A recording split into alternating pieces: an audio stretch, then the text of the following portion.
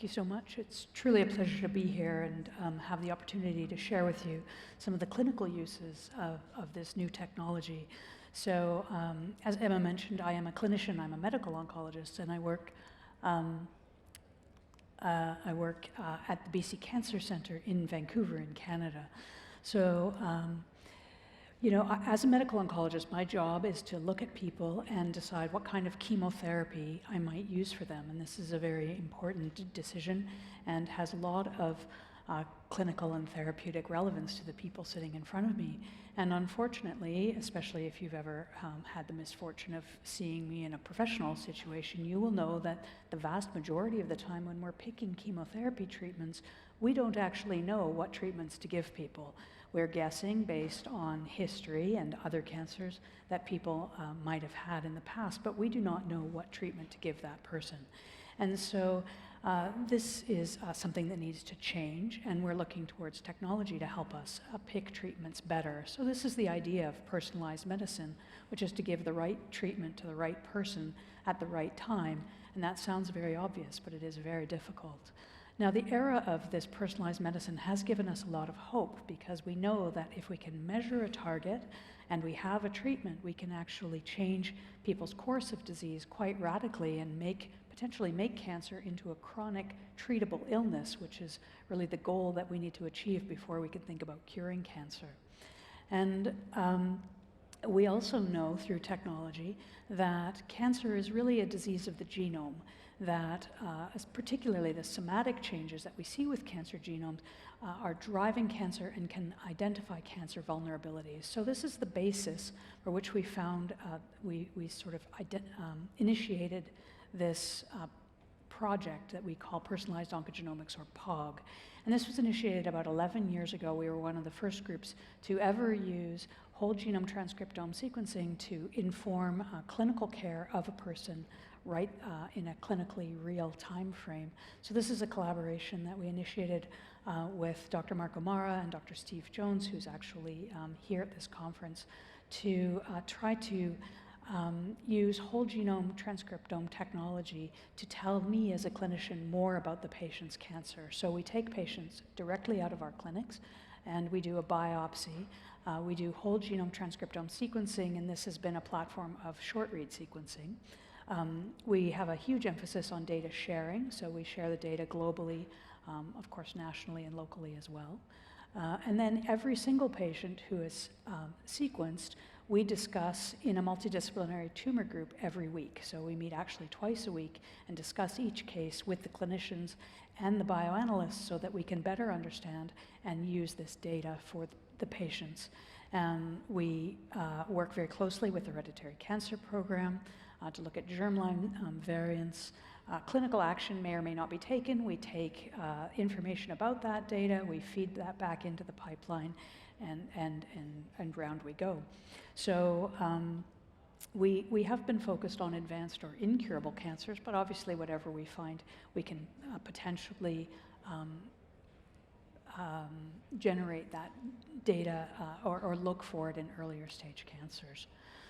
So we're still ongoing, but as of now we have about 1,200 fully sequenced advanced cancers, and about 80% of the time the clinicians find that that data is clinically actionable, and that is actually very remarkable, because this is not a standard of care testing. All of these patients would have already had standard of care panel testing, and so this is in addition to that. About 40% of the time we can actually use that data and treat patients, although accessing treatment is not always easy. You can see from the graph on the right which kind of data types we rely on to generate this clinical actionability. So we've become kind of data junkies. We like to have as much information as possible. You can see that in terms of that RNA sequencing is very important, DNA sequencing, but that orange bar is the combination of multiple data types. We can find that that's actually what we rely on for almost all the different tumor types, which are the different bars there.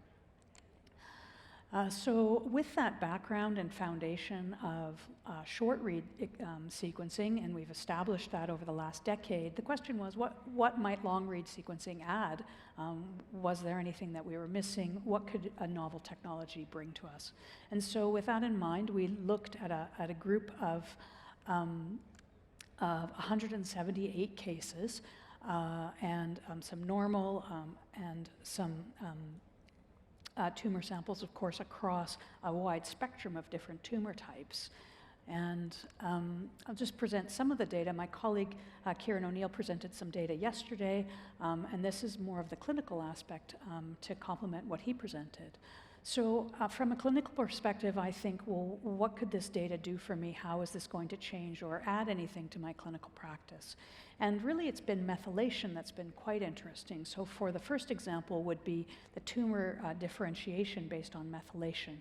So most of the patients we see in the POG program are advanced metastatic disease, and often we don't know their tumor type, the tumor type of origin, which makes a big difference with our treatment decisions.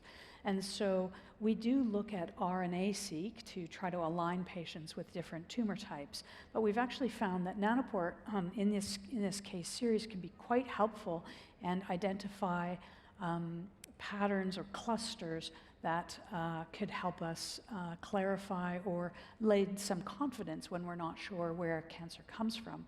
And that is very important to us.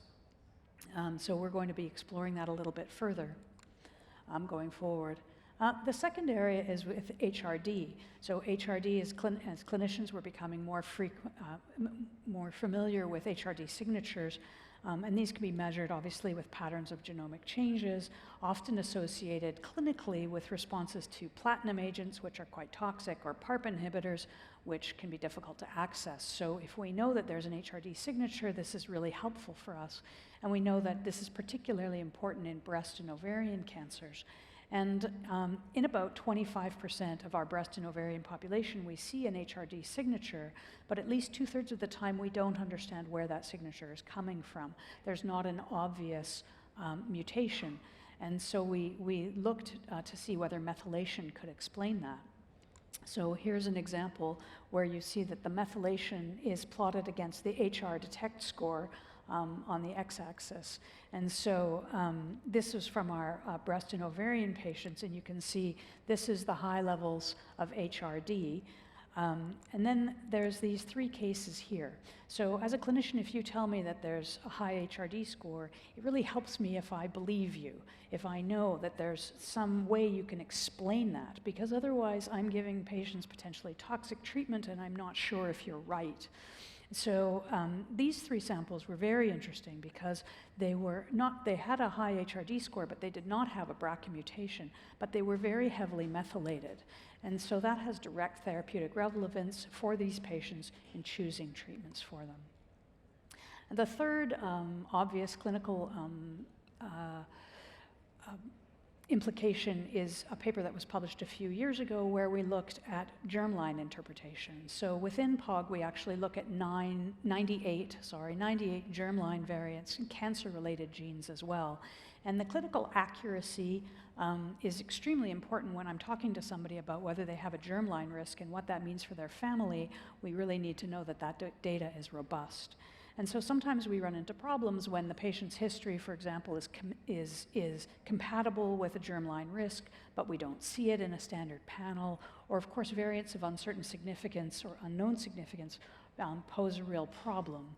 So what we did is we looked at 570 POG cases and looked at and did nanopore sequencing on 13 where there was some structural variant that was uncertain. And although that doesn't seem like a large number, for these 13 individuals and their family members, this is very relevant data. And so in 6 of these 13, this variant was confirmed to be pathogenic and therefore important. In 4 of these cases were resolved, so they were variants of uncertain significance, and we were able to say that they were real or they weren't.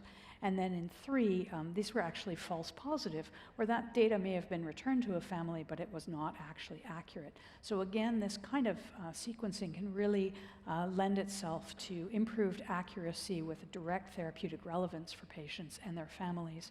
And so all of this adds confidence. And now when we see a tricky structural variant, we do actually nanopore sequencing on these cases prospectively.